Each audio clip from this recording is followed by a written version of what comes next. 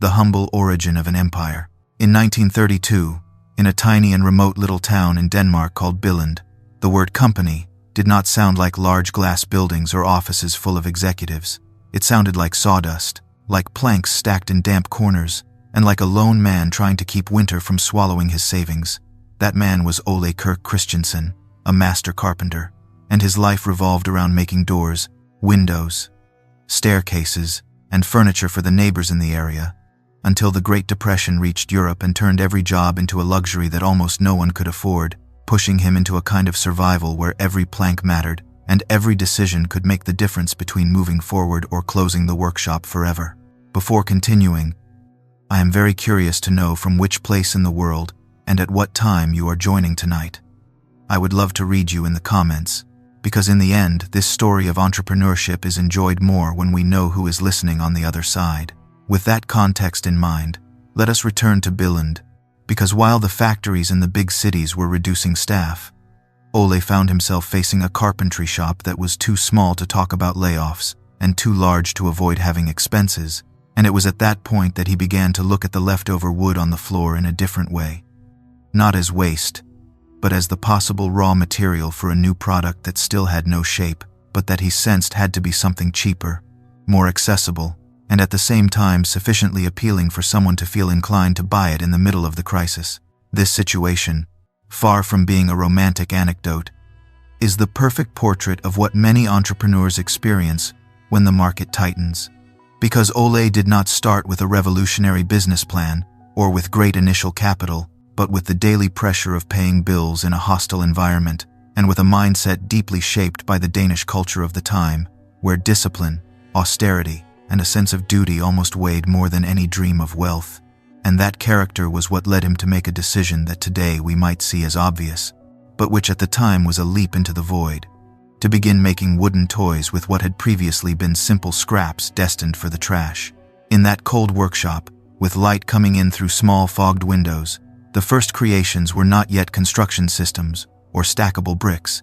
They were wooden trucks, little ducks, yo-yos, and simple figurines that Ole sanded with an almost obsessive patience, because, if the town was impoverished and furniture orders had fallen, the parents who dared to spend a few kroner on a toy for their children deserved to receive something that would last, something that would not break at the first fall. And there begins to appear the DNA of what in the future would become Lego. The idea that play is something far too serious to be made in any manner. The workshop then becomes a small laboratory of trial and error, where each design passes through Ole's hands again and again, going over the edges, checking the stability, wondering if a child could get hurt, if the piece would withstand the rough handling of small and energetic hands, and in that way, almost without theorizing it, he built a culture of quality that would later be condensed into a phrase that he placed on the workshop wall: "Only the best is good enough." A reminder for himself and for anyone who worked there that, even though the world was in crisis and money was scarce, the answer could not be to lower the standard, but to make products so good that they justified every coin customers handed over. Meanwhile, Billund remained a place where almost everyone knew each other, where the success or failure of a business was not statistical data, but stories commented on in the church, in the store, or on the main street. And that small environment meant that every toy that left the workshop was under the direct eyes of the neighbors. Something that for many would have been an uncomfortable pressure, but that for Ole worked as a constant stimulus to improve, because he knew that if a wooden truck broke shortly after being bought, that comment would spread through the town and damage a reputation he was building with extra hours, sacrifices, and a patience that, with time, would turn into customer trust and loyalty.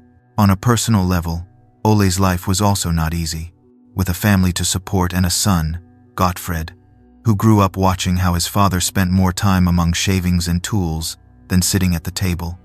Although, what might have seemed like distance became, without anyone planning it, a kind of silent school of entrepreneurship, in which every time the boy walked through the workshop he saw something more than planks and toys. He saw the reality of a business that survived thanks to a mix of stubbornness, adaptation, and faith in well-done work, ingredients that he himself would end up using years later when it was his turn to take over.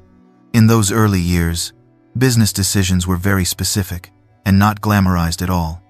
What type of toys to make, how much to charge, how to talk to the merchants who could distribute them in other cities, what commitments to accept and which to reject, because an entrepreneur who comes from craftsmanship has to learn to negotiate without losing the soul of the product. And Ole moved in that balance with an almost instinctive prudence, knowing that if he tried to grow too fast or to cheapen everything as a rule, he could betray the principle that guided his work and reduce it to something indistinguishable from so many other cheap toys that were beginning to appear on the market. That small step from furniture to wooden toys did not seem, at the time, like a great revolution worthy of filling business history books. It was more of a survival maneuver, a tactical change to keep breathing in a dramatic economic environment. But that is precisely where the greatness of this phase of LEGO's history hides, because even without knowing it, Ole was redefining the purpose of his workshop.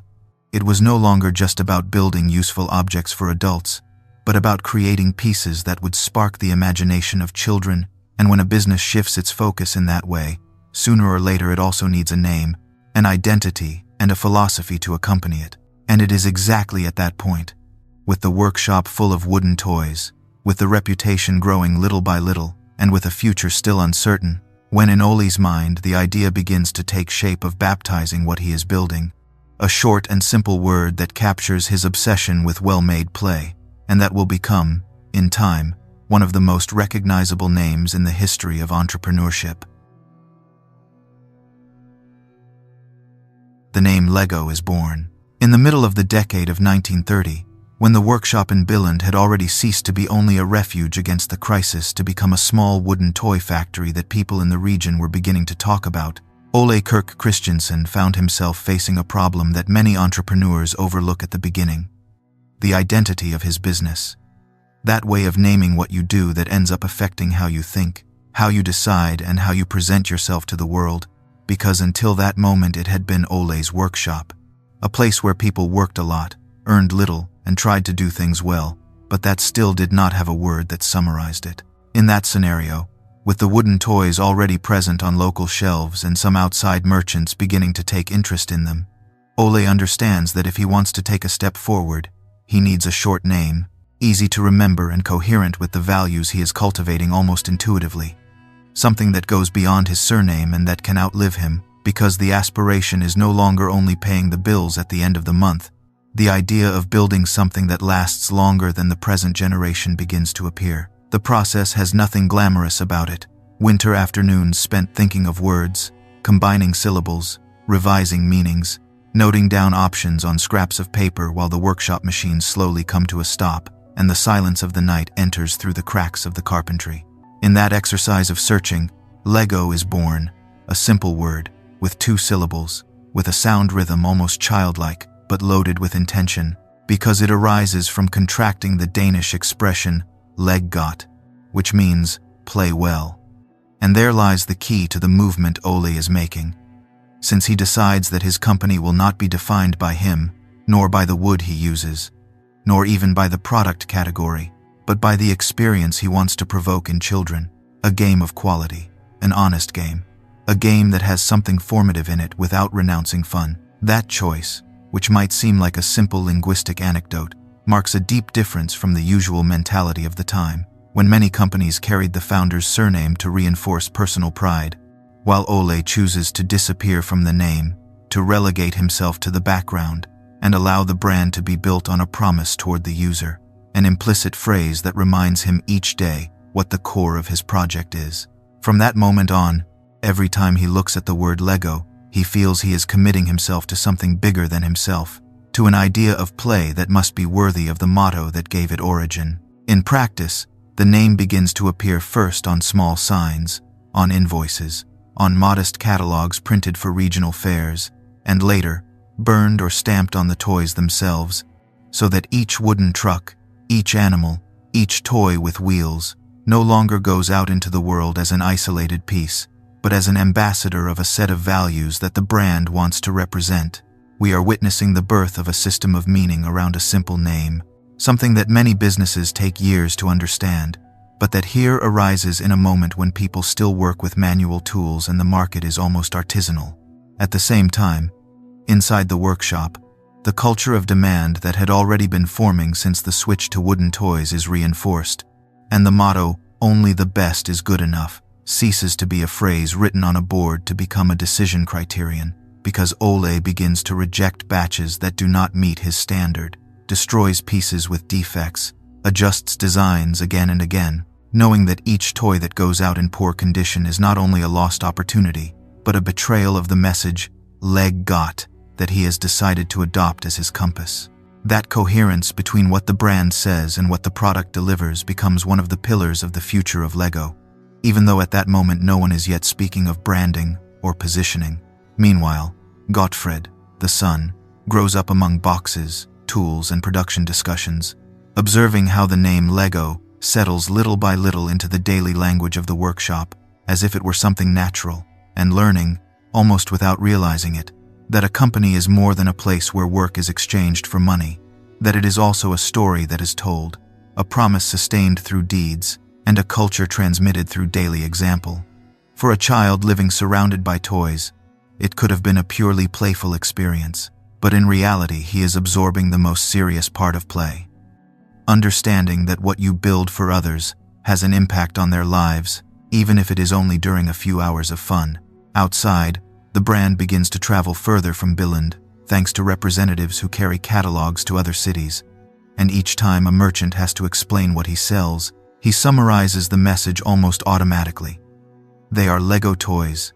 Toys to play well, a phrase that functions as a slogan without having been written by any advertising expert, because it is born from the very structure of the name.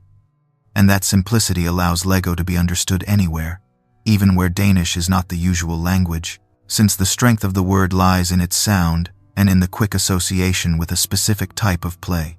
With time, the presence of the name on the products begins to generate a curious effect. Children recognize the style of the toys and ask for LEGO in the stores, even though the catalog is still relatively limited and based on vehicles, animals, and very basic figures, which demonstrates that, when a brand is associated with a satisfying experience, the exact detail of the model matters less than the trust that what is being bought will carry behind it, the same care, the same durability, and the same feeling of receiving something made with affection and rigor. That early loyalty is pure gold for any entrepreneur, because it means that one is no longer competing only in price or in appearance, but in the mind of the customer, in the perception of quality, and in the certainty that the product will fulfill what it promises. Internally, the name also serves as a filter to evaluate new ideas, since each time someone proposes a new type of toy or a change in construction, Ole asks himself whether that product truly responds to the philosophy of playing well, whether it facilitates imagination, whether it withstands intensive use, whether it respects the safety of children. In other words, the name LEGO acts as a sort of silent judge to whom one must be accountable, and that helps avoid dangerous shortcuts that could have taken the company to terrains less coherent with its essence. Little by little, the combination of name, motto, and culture of quality consolidates something much more solid than a simple carpentry converted into something else. A company is being built with identity, with purpose, and with a vision of play as a tool for development, even in a harsh era marked by economic instability and by a social climate in which children's entertainment was not exactly the main priority of families, which makes Ole's insistence on doing things well even more admirable. However, that small universe called LEGO, which seemed to be moving forward firmly from the peace of Billund, was about to face trials very different from the internal ones, because soon years would arrive marked by war, by extreme scarcity of materials, and by new blows in the form of fires, circumstances that would test not only the company's resistance, but the real depth of that philosophy that spoke of playing well even when the world seemed to fall apart around it. Fire, war, and wooden resilience. When the name LEGO had already taken root in the small universe of Billund and wooden toys were beginning to build a solid reputation, Europe entered a stage in which the news that made noise no longer came from workshops but from military fronts, and that shift in atmosphere ended up seeping into every corner of the continent, even into a rural Danish town, where a carpenter remained determined to manufacture trucks, animals, and toys that could give children a bit of joy back. Because by the end of the 1930s, conversations were already revolving around political tension, the advance of authoritarian regimes, and the feeling that something big and dark was approaching, a feeling that did not need newspapers to be sensed. It was enough to listen to the tone of the radios and the worries shared around the table after meals. When Denmark is occupied in 1940, everyday life becomes more tense. Resources begin to be rationed, and the Lego business, which was still a small family company, runs into a scenario where creativity is no longer applied only to toy design. It is applied to finding materials, organizing production with whatever is available, and fulfilling orders that change according to the political and economic situation of the moment.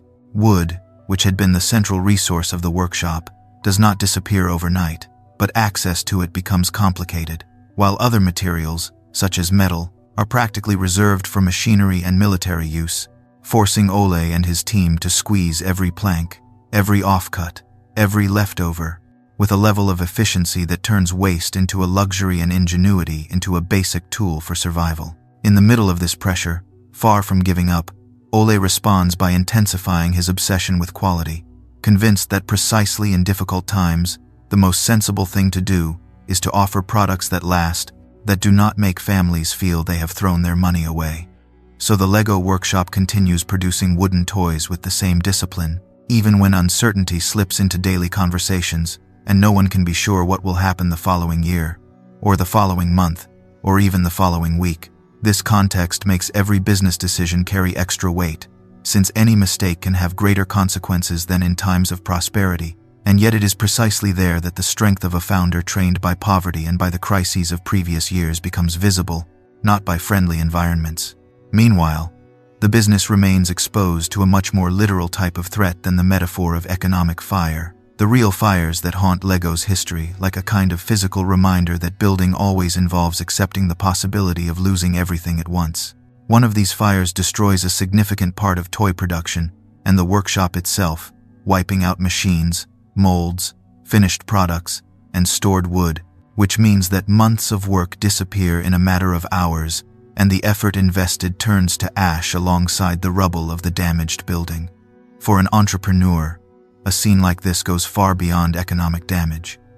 It is a devastating psychological blow because the fragility of the project is made tangible in a landscape of ruin that seems to tell you that fighting so hard was pointless. However, Ole's reaction to these blows reflects the essence of his character and, by extension, the character that permeates the company. Instead of using the fire as an excuse to declare himself defeated, he starts again, renegotiates with suppliers, asks for loans once more, reorganizes the workspace, motivates his employees, rebuilds the factory with the help of the town, and returns to designing toys, almost with more determination than before, as if each fire rekindled his commitment to the idea that the Billund workshop did not come this far to die because of an accident. This mindset of getting up and continuing will become a constant that appears every time Lego faces future crises, from financial problems to misguided strategic decisions. During the war years, the wooden toys made by Lego experience their own fluctuations in demand. At times, a product becomes an unexpected craze and sends production into overdrive, as happened with a wooden yo-yo that everyone wanted, causing endless workdays in the workshop in an attempt to meet demand, while designs were adjusted and processes optimized to produce more units without losing the quality standard.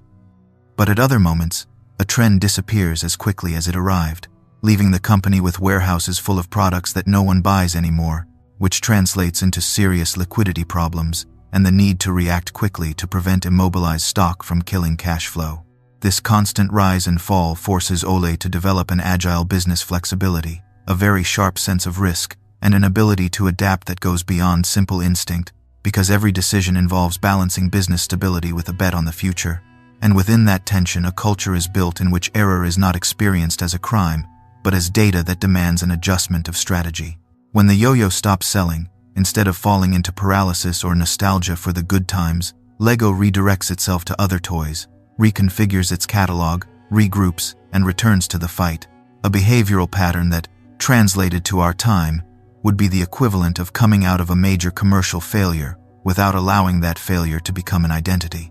At the same time, the presence of war and scarcity leaves marks on the internal organization, which learns to operate with minimal resources, to reuse whatever can be reused, to improve processes without major investments, and to think creatively with what is already available instead of always waiting for the next machine or the next miracle material.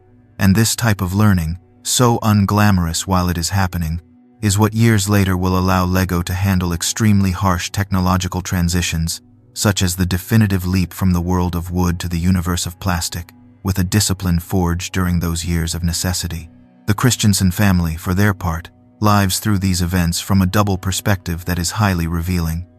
As people who suffer the limitations and worries of any family of the time, and as owners of a business that employs neighbors, generates income in the town, and to some extent becomes a symbol of local resistance, Gottfried, who is growing older and taking on more involvement in the company, absorbs this condition of being responsible for something bigger than themselves, understanding that every step they take has an impact on others, and that giving up is not a simple option when there are people who depend on your decision to keep going. This shared responsibility between family and community marks a notable difference compared to business models in which the company is disconnected from its environment. The years go by and, although the war ends, its effects linger, because markets remain distorted. Materials do not normalize immediately, and emotional scars are still present. But the workshop, which by now is clearly a small toy factory that carries the name LEGO on its products, has survived fires, rationing, demand crises, and financial tensions, and it has done so by relying on a mix of stubbornness, pragmatism, and faith in the value of play that very few companies could display with such coherence. When the trajectory of those years is analyzed, what emerges is not a sequence of linear successes, but a choreography of blows and responses in which each setback is transformed into an opportunity to reaffirm purpose. This stage of wood, fire, and war leaves behind a silent but decisive legacy. It teaches the Christensens that everything material can disappear in a single night, that the factory, warehouses, and machines are vulnerable to an accident or an occupation, while what truly sustains a company is something less tangible: its way of understanding work, quality, the customer, and perseverance, and that understanding will be decisive when a new technology begins to appear on their horizon, one that will prove as threatening as it is full of possibilities, a shiny substance that many dismiss in the name of tradition, but which they will ultimately transform into the foundation of the most influential toy in modern history. The betrayal of plastic and the first blocks. When Europe begins to rebuild after the war, the industrial world enters a kind of technological adolescence, in which new materials appear, promises of mass production, faster machines and solutions that make craftsmanship look old from one day to the next. And in the middle of that whirlwind, at the end of the 1940s, LEGO continues making wooden toys with the same rigor as always, surrounded by sawdust, dyes, and varnishes, while in the catalogs of trade fairs, words start to appear that sound strange to carpenters: plastic, injection molding, polymers, automation. The contrast between that technical language and the atmosphere in Billund is enormous, because in Ole Kirk Christensen's workshop the wood is not only a working material, it is almost an extension of his identity, the matter he has known since he was young, the one he knows how to cut, assemble, sand, and polish without needing manuals, something that has accompanied his craft as much as the hammer or the saw. So when he hears talk of plastic, a mixture of curiosity and mistrust awakens, an internal feeling that there might be something interesting there, but also the very human fear of losing what he masters, of seeing his expertise diluted in a material that, in appearance, anyone could use. The first time he really has an injection molding machine in front of him, at a fair in the mid-1940s, the impact is strong, because he sees how, from small, shiny granules, identical pieces emerge again and again, each with the same shape, the same size, and the same texture, as if someone had found the formula to clone objects. From a business perspective, that means scale. It means repeatable production. It means the possibility of building a broader catalog with fewer variations in the process. But from the viewpoint of the craftsman, there is something of a betrayal in it, as if a machine threatened to replace the sensitivity of the carpenter who chooses each board. Despite that internal tension, Ole makes a decision that defines great entrepreneurs. He takes a risk, seeks financing, invests in an expensive and little-known machine, bets on something that almost no one around him understands, and returns to Billund with a device that takes up space, needs energy, requires learning, and leaves the employees with skeptical expressions. Because most of them do not see a marvel of engineering, they see a noisy monster that transforms little plastic beads into objects without a soul. For a time, the factory experiences a sort of forced coexistence between a wooden past and a plastic future, with two cultures colliding in the same building. The first products that come out of that machine are not yet the bricks we all have in mind, but rather small and relatively simple plastic toys, cars, spinning tops, hollow pieces, objects that allow them to train the molding process, adjust temperatures, calibrate cooling times, understand how the material behaves when a mold is filled and solidifies, because going from theory to practice means facing defects, burrs, deformations, colors that do not turn out as expected, and unexpected fragilities. For a company that came from the solidity of wood, holding a plastic product that breaks easily feels almost insulting and forces them to review parameters again and again until they achieve something worthy of the Lego standard. At the same time, the market does not make things easy either, since many parents look at plastic with distrust, perceive it as something cheap, artificial, even vulgar, compared to the warmth of wood, and that perception leads sellers to face very strong opinions in stores. Wood is better. This seems disposable. Quality toys are made with boards and nails, not with shiny granules.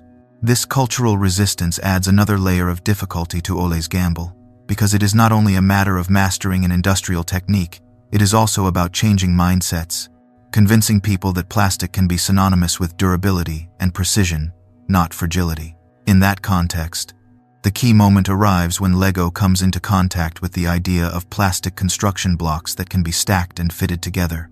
Inspired by a preceding design, the so-called automatic binding bricks, the Christiansens begin experimenting with their own version of those pieces, incorporating them into their catalog already at the end of the 1940s. And what at first seems like just another compliment ends up opening a completely new conceptual door, because those blocks propose a way of playing different from wooden trucks or animals. Since they do not represent a closed object, they represent a combinatorial principle. Build what you imagine. It is important to understand that those first Lego bricks were not yet the perfect icon we know today, with precise grip, internal tubes, and millimetric fit, but rather an initial version with a less refined system, in which the pieces did hold together, yes, but with certain limitations. They came apart too easily, had less stability, and still did not fully exploit their structural potential. Even so, the idea was planted. The first boxes with colored blocks began leaving Billund and reaching the hands of children who suddenly discovered that they could raise walls, towers, and little houses through simple combinations. Inside the factory, this transition generates interesting generational and cultural tensions. Some workers feel displaced, think their skill with wood is no longer valued, perceive plastic as direct competition with their experience, while others, among them Gottfried himself, begin to see in those uniform and stackable pieces a powerful industrial logic, something that can grow in many directions, that lends itself to systems, to collections, to complete series coherent with each other. The company becomes a laboratory where old habits and new ideas coexist, with discussions about costs, quality, production times, and above all, about the type of play Lego wants to promote. One of the keys of this period lies in how the company learns to use technology without losing its essence. Because the molding machine allows them to manufacture thousands of identical pieces, but that does not guarantee a good toy if the design does not respect the principles that Ole has defended since he was a carpenter making wooden trucks. That is why the team adjusts the molds, perfects the geometries, tests different heights and lengths of the blocks, seeks the way to make the fit firm without being frustrating, and meanwhile continues applying strict quality controls, rejecting defective pieces just as they once discarded boards with knots or cracks. That continuity of criteria is what prevents plastic from emptying Lego of its meaning. From an entrepreneurial perspective, this moment in history is fascinating because it shows a company at a true crossroads. On one side, it has a consolidated wooden product, backed by a reputation built through years of effort. On the other, a new technology appears that promises efficiency, versatility, and scalability, but requires investment, learning, and a leap of faith. Many businesses stay stuck at that point, either clinging to the safety of the past or jumping into novelty without criteria. But LEGO advances with a mixture of respect for its heritage and courage to experiment, keeping the focus on what it considers non-negotiable, the play experience. With the passing of the years, the balance begins to tilt more and more toward plastic, both for practical and strategic reasons. The blocks allow incredible modularity, adapt to all kinds of constructions, can be produced in bright colors that attract children, and, even more importantly, offer the possibility for different sets to share the same pieces and connect with each other, something wood had never allowed with such precision. However, a global vision is still missing, a way to organize that scattered potential, a way to turn the intuition of the blocks into a system thought out in an integral way.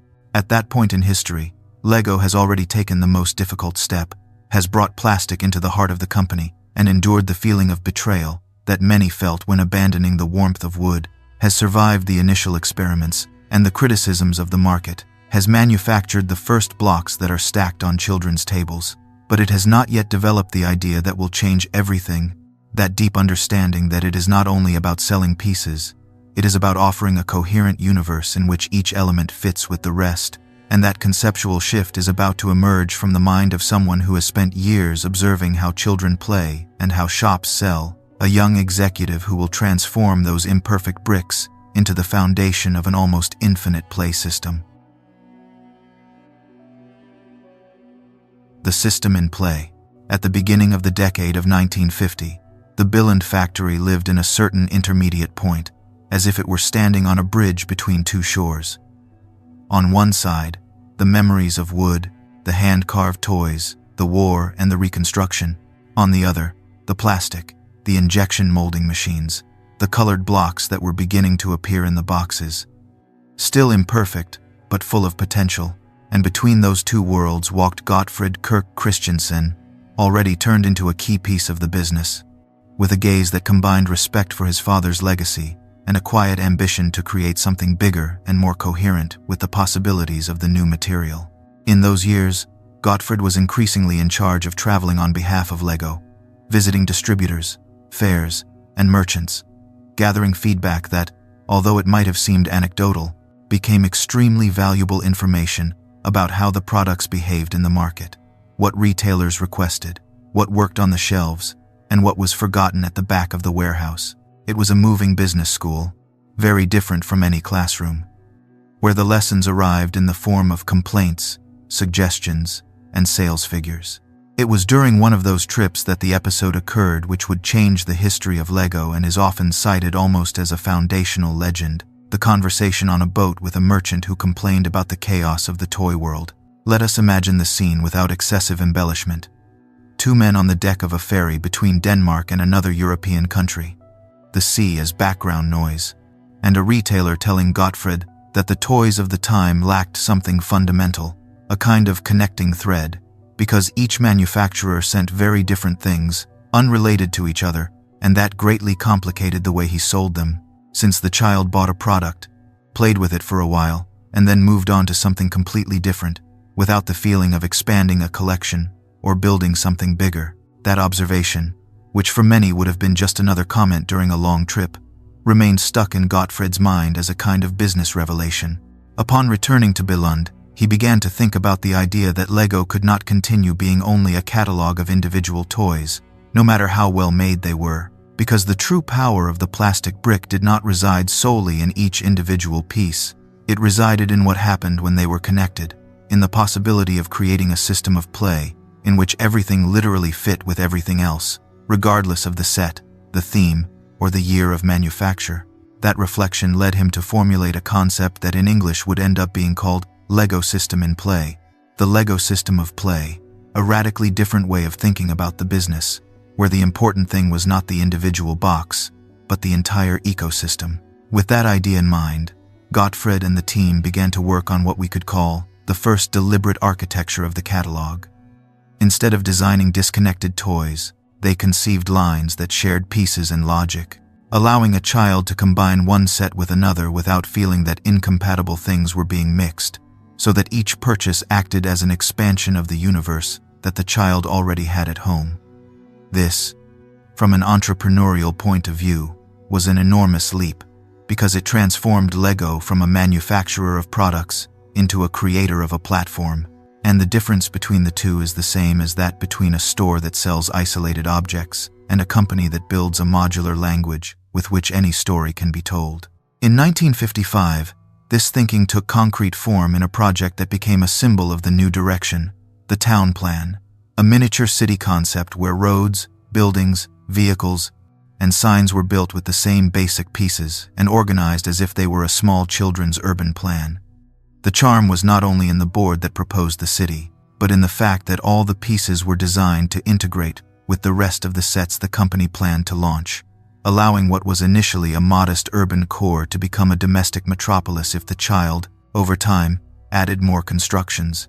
This approach forced the company to think more rigorously about something that had until then been almost secondary: standardization, compatibility, measurement, coherence, the size of the studs, the height of the bricks, the type of plates on which constructions were built. Because a system only works if its components understand each other, and that implied resisting the temptation to release extravagant pieces that did not fit into any common logic. This led to the consolidation of a vocabulary of basic elements, an alphabet of bricks that allowed for innumerable combinations without reinventing the wheel for every new set. The system in play had implications not only in design, but also commercially and psychologically. For parents, it became increasingly clear that buying Lego was not a one-time expense, but an investment in a game that could grow over time, one that did not become obsolete when another birthday arrived, because the new boxes added to the old ones rather than replacing them. For shops, it meant having a brand that generated recurrence, that invited customers to return to expand their collection. And for the company itself, it provided a very intelligent way to build loyalty without resorting to aggressive tactics, relying on the expansive nature of the construction system. On the creative side, this philosophy created an interesting tension between structure and freedom. On one hand, the sets included instructions, suggested models, a guided path, so that the child could build something specific and experience the satisfaction of seeing the image from the booklet materialized in their hands. On the other, those same pieces remained available to be combined freely, challenging the original mold and allowing each user to reinterpret the content as they wished. The system in play was, at its core, an invitation to use the rules and then bend them, to understand that the true value of Lego lay in the player's ability to recombine rather than merely follow the official model. Meanwhile, within the company, a culture that was increasingly systematic was taking shape, though without losing its family spirit. Gottfried encouraged discussions on how to ensure that the entire catalog functioned as a coherent whole rather than a disordered sum of products. Ranges of pieces were reviewed, criteria for introducing new elements were defined, and ways of displaying this modular character in catalogs and shop windows were studied, highlighting what separated Lego from other toys of the time. Suddenly, the company began to think in terms of the Lego world, something larger than the sum of its boxes. From a business perspective, the brilliance of the move lay in configuring a closed but expandable system, allowing Lego to ensure a kind of positive dependency. Once someone entered the universe of the brick, remaining inside felt logical, because no other toy offered that total compatibility across generations of products. This strategic position made the company a difficult reference to copy. Since it was not enough to manufacture similar blocks, one had to replicate an entire system logic. A design heritage accumulated over time and strengthened as the years passed, something very similar to what we would much later see in digital ecosystems. However, for the system in play to reach its full potential, a technical problem still needed to be solved, one that continued to generate frustration: the fit of the pieces. The blocks of that era, although functional, still lacked the perfect combination of firmness and flexibility, which limited the type of constructions that could be built without everything collapsing at the slightest bump, and that physical limitation prevented the play system from deploying all the ambition that the Christensen family had in mind. The conceptual idea was ahead of the reality of the product, something that often happens when a company sees farther than its current capabilities allow. At that point, the story of Lego stood in a very powerful place. It already had a name with a clear philosophy, a culture of quality forged in times of scarcity, a courageous transition from wood to plastic, and now, thanks to the system in play, a vision of play structured around compatibility and expansion, But there was still a crucial step remaining, which was to refine the brick itself to the limit, to turn it into an almost perfect piece on which one could build without fear. And that search for technical perfection would lead the company to one of the most symbolic moments in its history, in a year that would mark both the end of one era and the beginning of another completely new one. The perfect brick. By the end of the decade of 1950, the system in play had already placed Lego in a different position within the world of toys. Because the company did not think in isolated boxes, it thought in compatible sets, in a construction language that could grow over time. But there was a problem that continued generating frustration in living rooms, children's bedrooms, and kitchen tables. The constructions were fragile, the buildings shook with the slightest impact, and the towers collapsed when someone tried to add one more floor. So the creative ambition of the children collided with the physical limits of the brick, and that friction between imagination and reality became a central concern for the engineers and designers of Billund. The classic brick, with its studs on the upper side, already existed, but the interior was, essentially, a hollow space, with little control over the friction between pieces, which allowed them to connect but did not guarantee a reliable grip when the construction grew in height or was subjected to intense use. As inevitably happens when a 6-year-old child decides to move an entire house from one side of the floor to the other, the company found itself in that uncomfortable point where the idea was excellent, the conceptual system brilliant, but the physical product did not live up to what it promised. And any entrepreneur who has lived that sensation knows how uncomfortable it is to see theory surpass practice. In Billund, they began to work obsessively on the heart of the problem: how to make two bricks embrace each other firmly without turning assembly and disassembly into torture, how to achieve an almost surgical balance between grip and release, how to design an interior that was as important as the visible exterior, because until then, the prominence belonged to the studs on the upper side, but the key to stability was hidden in what the user barely saw. That technical question led to an intense phase of experimentation with molds, materials, tolerances, and internal geometries. The solution that ended up changing everything was the incorporation of the tube system on the interior face of the brick, an apparently simple structure. Small cylinders aligned under the studs that increased the friction surface, distributed the forces, and generated a much firmer fit when another brick was placed on top. From the outside, the piece was still recognizable, with its 8 studs in the case of the classic 2x4. But on the inside, it became a small piece of engineering, a design that managed to distribute pressure evenly and reduce gaps to almost microscopic levels. That redesign was not an improvised gesture. It implied reviewing molds, investing in new machinery, perfecting the use of plastics such as acrylonitrile butadiene styrene, which offered an excellent combination of resistance, dimensional stability, and color durability, and accepting that the company needed to bet heavily on a standard that would remain for decades if it wanted the system in play to have full meaning. The strategic decision hidden behind that brick with interior tubes is enormous. Lego commits to the idea that the pieces of today will continue fitting with those of the future, that the sets of one generation of children will be able to mix with those of the next. That time will not break the basic compatibility of its play system. In 1958, that design reached its final form, and the patent for the Lego brick as we know it today was registered, with its system of studs and interior tubes, consolidating a standard that, surprisingly, would remain valid for decades without structural changes, an uncommon achievement in an industry accustomed to introducing constant variations just to keep selling. What Lego did here was not seek superficial novelty. It was to consecrate a stable core on which 1,000 future innovations could be built without breaking the essence, a move that resembles the definition of a protocol more than the launch of a seasonal product. The emotional dimension of that key year is marked by a profoundly symbolic fact.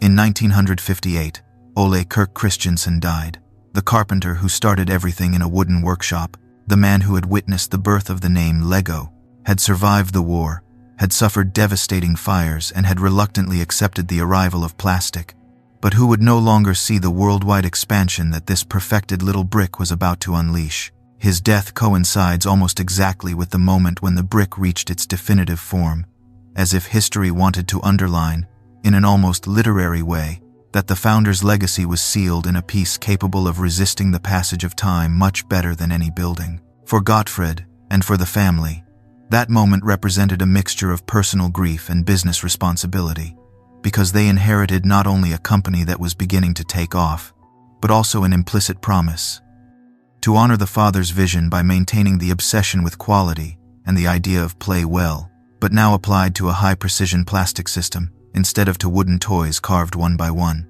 That emotional transition explains in great part the seriousness with which LEGO would treat, from then on, the issue of compatibility and quality control, to the point of destroying tons of pieces if they did not meet exact tolerances, something that many companies would consider excessive, but that in Billund was understood as the logical consequence of that workshop phrase that said that only the best is good enough. From a technical point of view, the new brick triggered a cascade of positive consequences. Constructions could grow in height. Facades held together. Vehicles could have more complex structures. Children could manipulate their creations with much more freedom without fear of them breaking into 1,000 pieces. And, above all, the number of possible combinations between pieces multiplied, because when the fit was reliable, imagination felt liberated and dared to explore more audacious architectures. Every new product line that LEGO launched from then on relied on that silent reliability, on the certainty that the piece would respond. If we look at it through the eyes of a 21st century entrepreneur, the step taken in 1958 can be read as the definition of a robust platform before scaling, something that many technological startups try to do by guaranteeing backward compatibility, interface stability, and system continuity, but that LEGO was doing in the middle of the industrial era, with a physical brick and injection molding machines instead of code. Betting on a standard and maintaining it for years requires discipline and renouncing the temptation to make capricious changes just to appear innovative. At the same time, the decision to patent the brick shows a very clear understanding of the importance of protecting innovation when it is not only aesthetic, but structural. LEGO knew that the design of the brick, with its interior tubes, represented a real competitive advantage, one that was not limited to a friendly drawing, but to a way of joining pieces that no one had managed to replicate, with that combination of strength and flexibility, and therefore ensured legal protection for that advance in order to gain time, consolidate its brand and extend its system throughout the world without being immediately flooded by exact imitations. With the perfected brick, the vision of the system in play finally found a body that suited it. The catalog began to fill with sets that took advantage of the stability of the new pieces. The instructions showed increasingly elaborate constructions, and the message the market received was very clear. LEGO is the construction game par excellence, a coherent system where every brick matters and where design decisions are not whims, but part of a long-term logic. The children of that generation, without knowing anything about patents or manufacturing tolerances, became the first to experience the tangible difference between a toy with aspirations and a serious construction system. From that point on, the stage was set for the company's next great move, because once there was an almost perfect brick, compatible across time and capable of supporting increasingly complex constructions, the question was no longer how to improve the basic piece, but what worlds could be built with it, what thematic lines, what types of vehicles, cities, landscapes, and narrative scenarios could be born from that small plastic block that was no longer an experiment, but the foundation on which LEGO would begin to explore larger scales and expand into an increasingly wide universe of play. From blocks to the LEGO universe, with the perfected brick and the system in play already established as a guiding idea, the decade of 1960 opens for LEGO as a kind of industrial and creative dawn, a stage in which the company begins to realize that what had been born in a carpentry workshop in Billund has enough strength to leap across borders, languages, and customs and become a universal play language, understandable in any living room in the world, even if the children who use it do not share country, religion, or social context. After the death of Ole, leadership falls fully on Gottfried, who has spent years internalizing his father's legacy, but who at the same time wants to project the company toward a scale that the carpenter could hardly have imagined. The challenge is no longer to prove that plastic can be a worthy material for play, nor to convince the market of the logic of the compatible system. Now the task is to build a business structure capable of producing, distributing, and communicating that system at a rhythm that grows year by year, without the increase in volume eroding quality or brand identity. That is where many projects fade, in that distance between the brilliance of an idea and the organizational muscle required to sustain it. In the early years of the 1960s, LEGO expands its catalog with new solutions that make the most of the brick's potential. Trains appear that run on circuits built with pieces, houses become increasingly detailed, vehicles begin to resemble real cars rather than simple boxes with wheels, and even the first experiments emerge with boats and airplanes assembled following the same modular pattern. At the same time, the company begins to understand the value of thematic boxes, of series organized around a central idea, which makes it easier for children to identify recognizable universes in the catalogs. The city, the countryside, service vehicles, the world of construction, all built with the same basic brick. In 1960, a new fire strikes the company's facilities, and this time it affects the heart of the original legacy, the production of wooden toys. The fire destroys a substantial part of that line, and instead of rebuilding it, as had happened in the past, management makes a decision that holds something of symbolic rupture, but also of strategic clarity, choosing to abandon wood definitively to focus entirely on plastic. It is not a trivial gesture. It is almost a cutting of the umbilical cord with the origins, a way of telling themselves that the future of LEGO lies in the construction system, in the brick, in modular play, and not in continuing a business that, although sentimentally important, no longer represents the center of the value proposition. With that decision, the company frees resources, attention, and investment capacity toward the part that is truly differentiating it, and this allows it to accelerate on several fronts at once. In the realm of quality, controls intensify. Extremely strict tolerance standards are added for brick measurements. Processes for resistance testing are standardized. Pieces that many companies would have approved without hesitation are thrown away, and an internal culture is cultivated in which a millimetric deviation is not just a number on a spreadsheet, it is a flaw that can ruin a child's experience while building something. That way of taking detail seriously is what ultimately shields LEGO's reputation as a synonym for precision and reliability.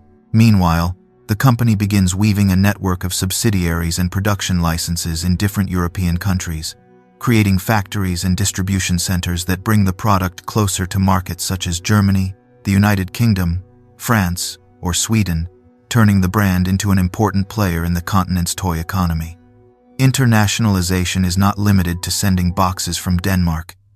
It involves translating instructions, adapting catalogs, understanding cultural preferences, learning how children in other countries interact with the pieces, and adjusting the offering without betraying the core of the system. This cross-market learning strengthens LEGO and allows it to find an interesting balance between universality and local nuances. In the realm of design, the 1960s and early 1970s are a stage of exploration in which the idea of base plates is introduced as a surface for building larger cities.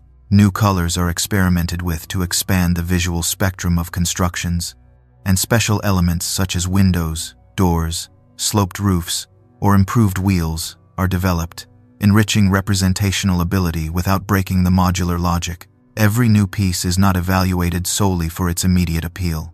Its compatibility with the rest of the system and its potential to be used in contexts very different from those that motivated its initial design are also examined. In parallel, the company begins experimenting with new communication formats, producing catalogs that are more than simple lists of products. They become small inspiration magazines, where complete scenes built with pieces are displayed.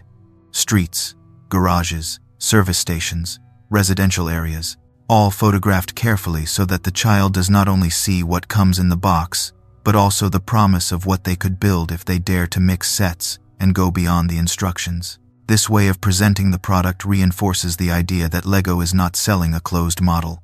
It is offering an open universe that the player can modify as they wish. One of the most interesting decisions of that time has to do with the balance between complexity and accessibility. LEGO wants to offer construction challenges that are stimulating for older children, challenges that require attention, patience, and a certain degree of spatial planning, but at the same time it cannot abandon the youngest ones, who need larger pieces, fewer steps, and less risk of frustration. This tension is resolved with differentiated product lines, with more guided instructions in some cases, and more open ones in others, and with a design that avoids falling into technical elitism. always remembering that the company's goal is not to train professional engineers, but to open doors to creativity through play.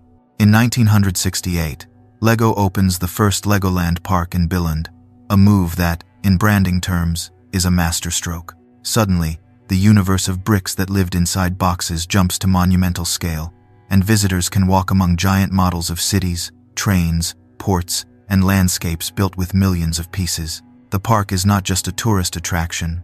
It functions as a physical demonstration of the system's potential, as an extreme showroom where the idea becomes tangible that, with enough bricks and enough imagination, almost anything can be represented. Furthermore, the park experience strengthens the emotional bond between families and the brand, positioning LEGO not only as a manufacturer, but also as a place to visit, as a destination. In those same years, the company begins exploring more specialized segments that plant the seed of what will later become the Technic line, introducing gears, axles, toothed wheels, and moving elements that allow constructions with mechanical functions, raising the level of challenge for those children and adolescents who already master the classic bricks and seek something that brings them closer to the functioning of real machines. In this way, LEGO expands its reach to an age group that many toy brands lose as children move on to completely different interests. Here, the brand manages to accompany their growth with products that mature alongside them. While all this happens, LEGO's image as a symbol of creative childhood begins to consolidate in the collective imagination, both inside and outside Denmark. Parents who grew up with wooden toys now accept without hesitation that plastic can represent superior quality when handled with rigor. Teachers and pedagogues see in the construction system an educational tool useful for working on spatial, logical, and mathematical concepts, and the children themselves develop an almost affectionate relationship with their collections, which they often keep for years, even after they stop playing with them daily. LEGO is becoming something more than a product. It settles into the emotional memory of those who use it. At the end of this stage of international expansion, technical improvement, and system consolidation, the LEGO brick has ceased to be a curious object and has become a familiar presence in the homes of half the world. And the LEGO universe is no longer a metaphor. It is a reality with factories, parks, catalogs, and a steadily growing community of players. However, one key element is still missing for the stories built with those bricks to gain protagonists. Recognizable characters are missing who can inhabit those cities, pilot those vehicles, and walk those streets. And that absence opens the door to the company's next major creative leap, a small yellow figure that is about to change forever the way we understand construction play. The revolution of the minifig. When we reach the end of the decade of 1970, the LEGO universe already had cities, houses, roads, trains, and ships that traveled across green and gray base plates, but if one looked closely at those scenes, something was missing that would bring life to all that orderly landscape. The presence of characters who could drive the cars, inhabit the buildings, or walk the streets that had taken so many hours to build was missing. So the models were impeccable from an architectural point of view, but they still had a sense of being static displays, closer to an exhibition model than to a living place scenario. In those years, some figures had been tested: simple bodies, dolls with little articulation, timid attempts to give human scale to the bricks, but none of those solutions quite fit with the logic of the system, because they were either too large to integrate well with the constructions or too rigid, and that generated a strange feeling. The child could build worlds, but did not have inhabitants with whom to truly identify, and that absence was noticeable in the way stories were told during play, since the imagination had to compensate with voice and gestures for what the pieces still did not offer. In 1978, after several years of development, LEGO introduces the minifigure as we know it today, a small figure, proportional to the scale of the brick, with movable legs and arms, hands shaped like hooks capable of holding tools and accessories, and a cylindrical head topped with a simple, almost schematic face, 2 dots for eyes and a neutral smile that, however, allowed the child to project onto it a huge variety of emotions depending on the scene imagined. The appearance of this figure is a silent turning point, because suddenly the LEGO universe ceases to be an empty architecture and becomes an inhabited world. The decision to make the minifigure yellow, and with such a simple expression, was not an aesthetic whim. It responded to a very clear philosophy: to prevent the toy from dictating a fixed identity to the user, to leave space so that any child, from any place, could see themselves reflected in those characters without being trapped in overly defined features. So the yellow worked as a code of neutrality, a kind of universal mask that was not directly associated with a specific ethnicity, and the smiling face, without marked eyebrows or dramatic features, allowed the same figure to represent joy, concentration, surprise, or bravery depending on how it was placed in the scene. From the point of view of product engineering, the minifigure is a masterpiece of modularity, because it is made up of interchangeable components that exponentially expand the possibilities of play. Heads that can be changed, torsos with different prints, legs in different colors, hairstyles, hats, helmets, tools, weapons, backpacks, armor, all compatible with each other, all fitting through the same system of studs and tubes that define the basic brick. This layered construction of a character allows not only variation in appearance, but also the ability to give it a trade, role, personality, turning the minifig into a canvas on which the child can design protagonists, supporting characters, villains, or a multitude of background figures. When the first minifigures reach the market accompanying the town, space, and castle lines, something changes in the way sets are conceived, because they are no longer sold simply as construction kits of buildings or vehicles. They begin to be presented as small stories in potential, with characters that have trade and context. The police officer who controls traffic, the astronaut who explores a planet, the knight who crosses the castle bridge. And that implicit narrative strengthens the emotional bond with the product, since it is not only about building a house, it is about imagining who lives inside, what they do, what happens to them, how they relate to the rest of the figures. In the catalogs of those years, this change of approach is very evident, because the photographs stop being simple displays of buildings and cars and begin to show scenes full of minifigs in action, running, driving, carrying boxes, talking to each other, using tools, fighting, or celebrating something. And although everything is posed for the photo, it conveys a key idea. LEGO does not propose only structures, it proposes situations, moments in time, fragments of a story that the child is invited to continue in whatever way they wish.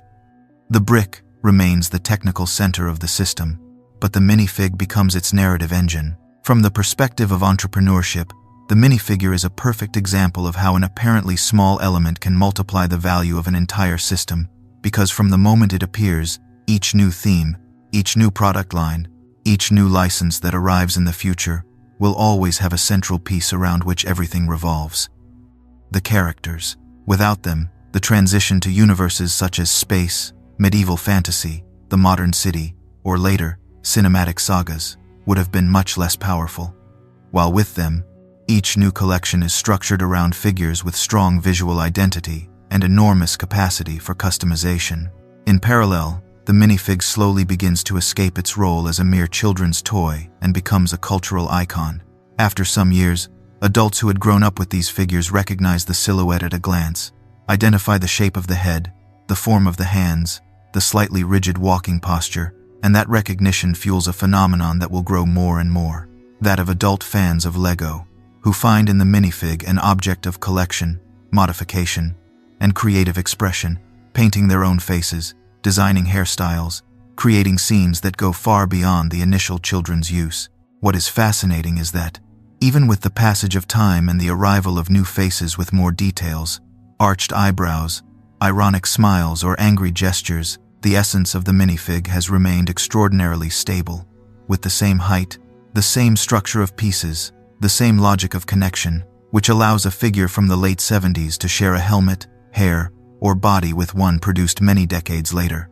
This continuity reinforces the feeling of belonging to the same continuum of play, that LEGO does not break stages but adds layers upon a base that is respected with uncommon fidelity in the toy industry. With the minifigure already established, the LEGO universe enters a new phase in which the focus shifts to the creation of increasingly rich thematic lines, where the characters, their vehicles, and their settings intertwine in stories that travel from the box to the mind of the player.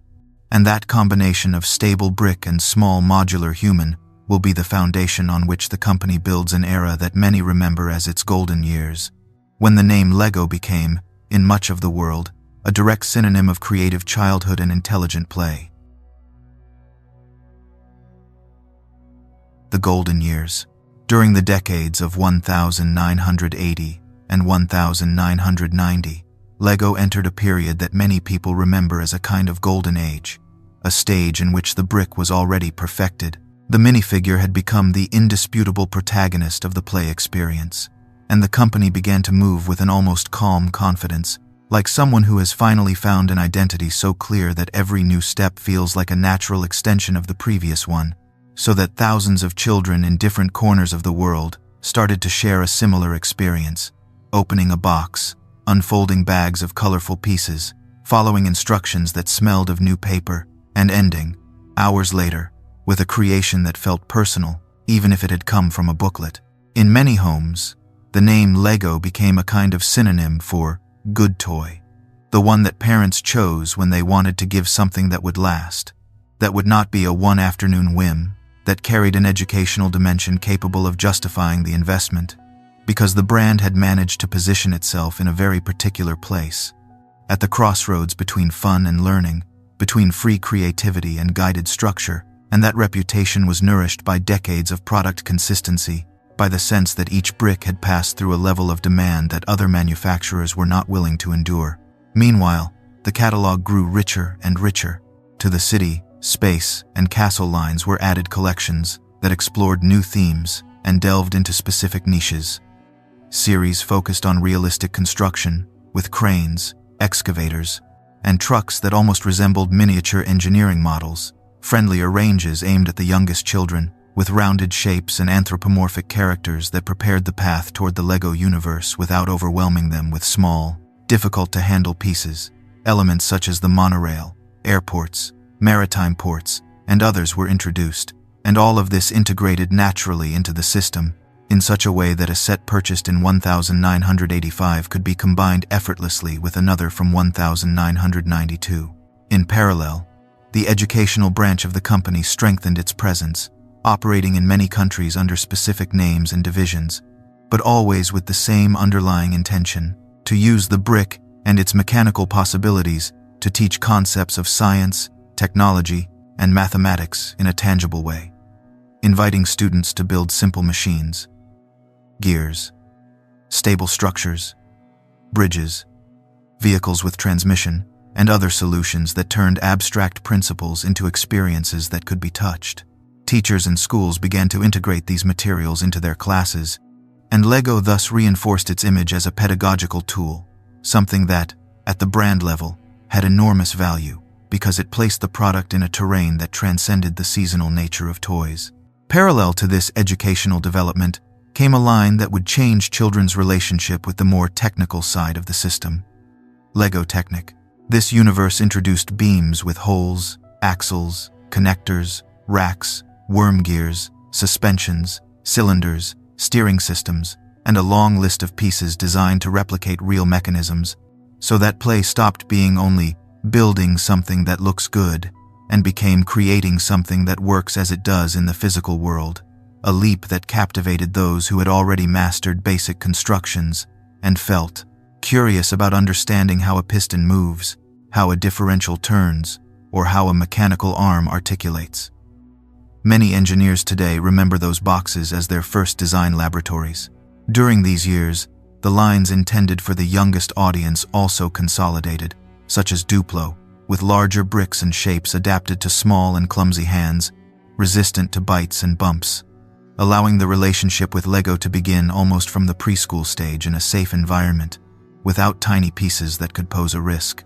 This age-segmented design allowed something that few brands achieved: to accompany a person's biography from the first imitation games to advanced technical challenges, all under the same visual and conceptual identity. While the range of products multiplied, the outside world also began to change.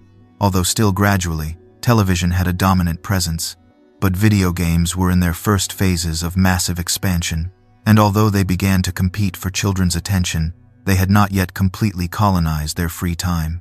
In that context, LEGO maintained a strong position because it offered something that screens could not provide, at least at that moment: the tactile pleasure of building, The experience of pausing time and concentrating on a physical object, the sense of achievement when watching a building rise or a car assemble from dozens of scattered pieces.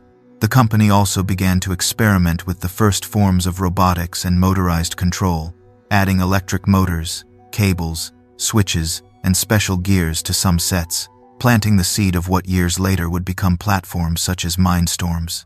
Although at this early stage the technology was not very sophisticated, the idea was clear.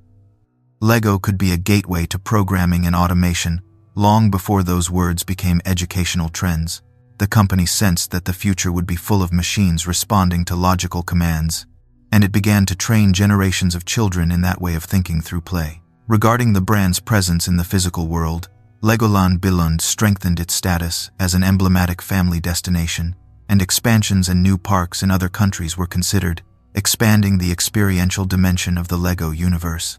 Walking among giant models that reproduced cities, monuments, and everyday scenes, families experienced a kind of total immersion in the construction system, and that experience reinforced the perception that the brand was part of popular culture, that it was no longer only a manufacturer of products, but an aesthetic and emotional reference.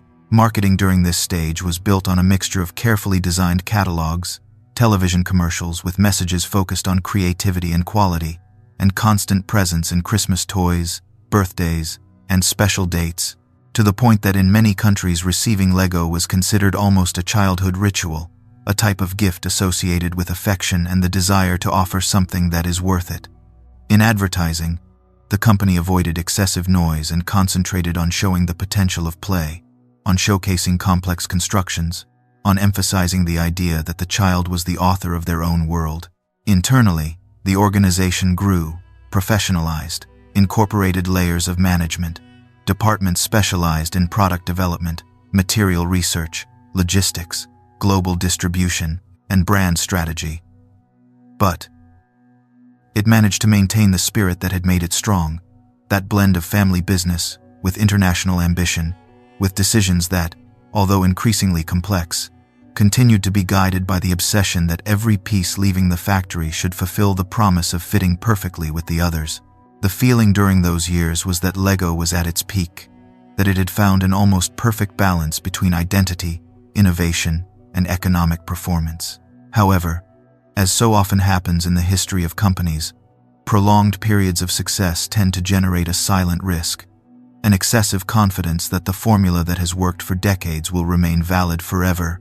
And while the company expanded lines, experimented with new product categories, and celebrated its growth milestones, forces in the environment began to move that would transform the business of children's entertainment in a profound way, preparing the ground for a stage in which the plastic brick, so solid in the hands of millions of children, would see the financial and strategic structure of the company that manufactured it begin to shake. The trap of success. When the decade of 1980 ends and we enter the 1990s, Lego continues to appear in the minds of mothers and fathers as the reliable, creative, and almost guaranteed toy that accompanies important birthdays and Christmas gifts. But around the brick, the world is changing at a speed that people in Billund do not fully measure.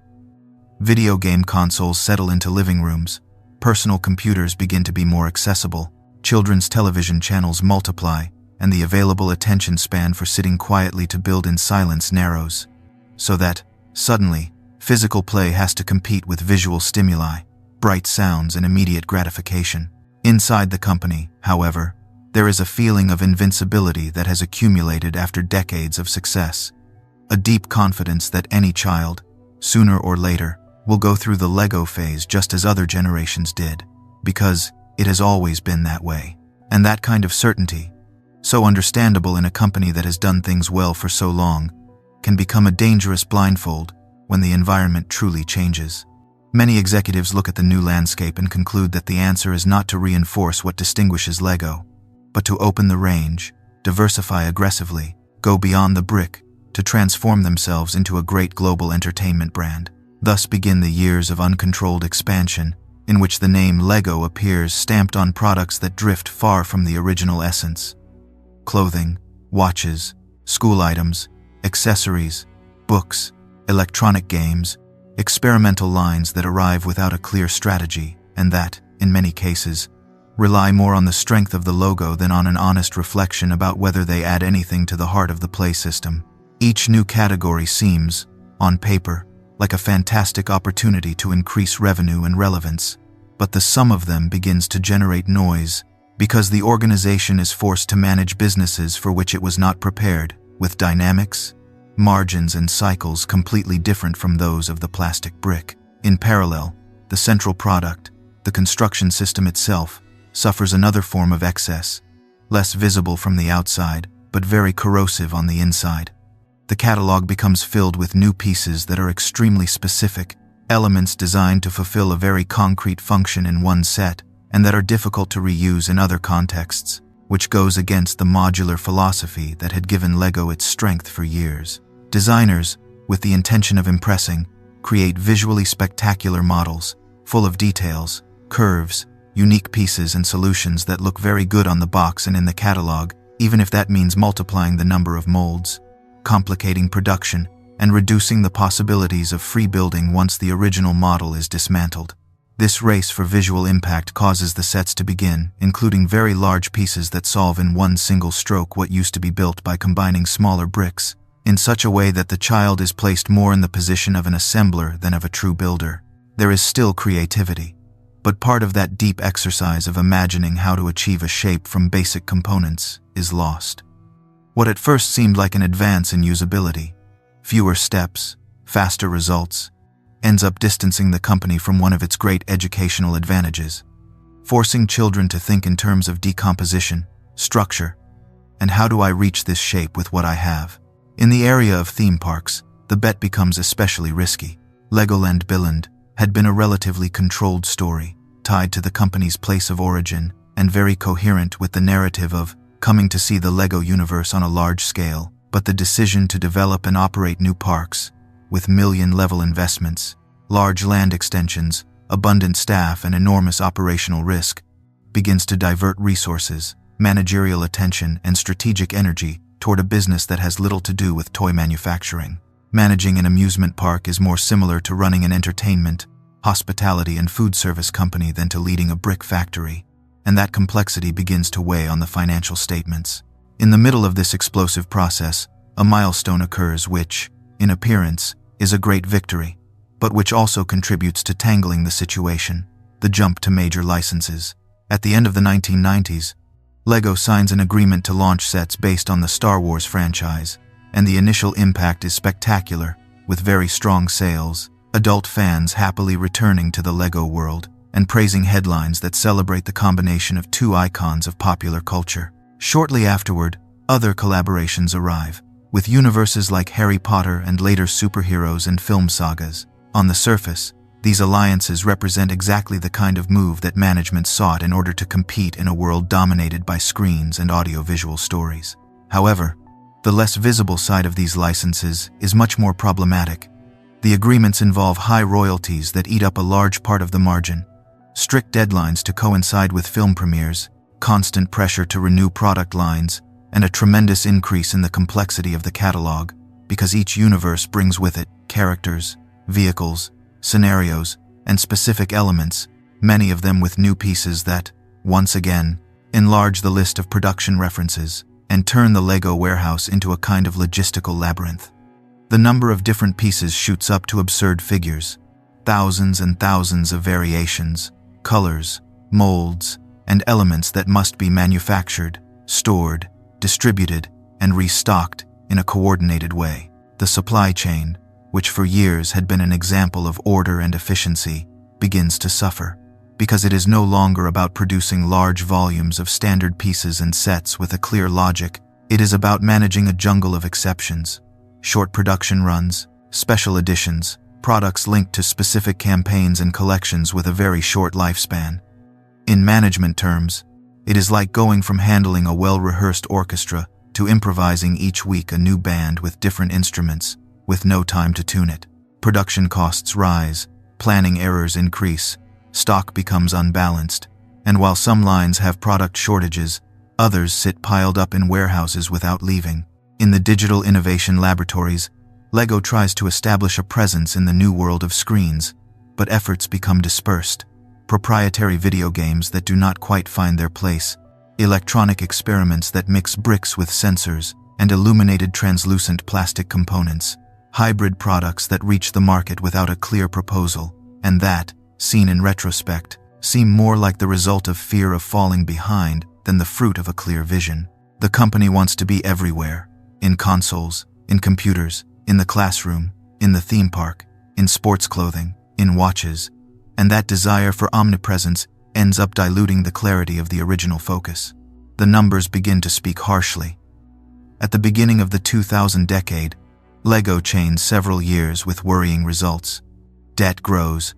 There are years in which the company loses amounts of money measured in hundreds of millions, and there are days in which the negative cash flow translates into devastating headlines.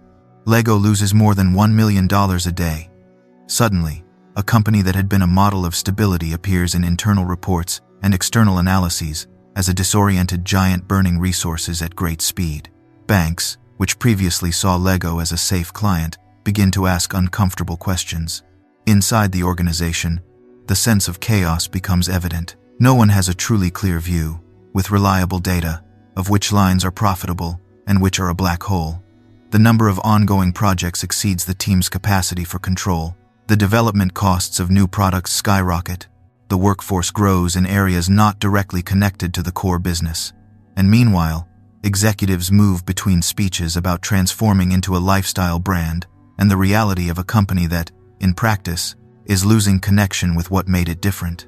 What is interesting, from the viewpoint of entrepreneurship, is that LEGO does not sink because of a sudden failure, nor because of a poorly designed product, nor because of a particular competitor. It sinks precisely because of accumulated overconfidence and because of a diversification that, rather than strategy, ends up being a flight forward, a race to cover too many fronts without a clear compass.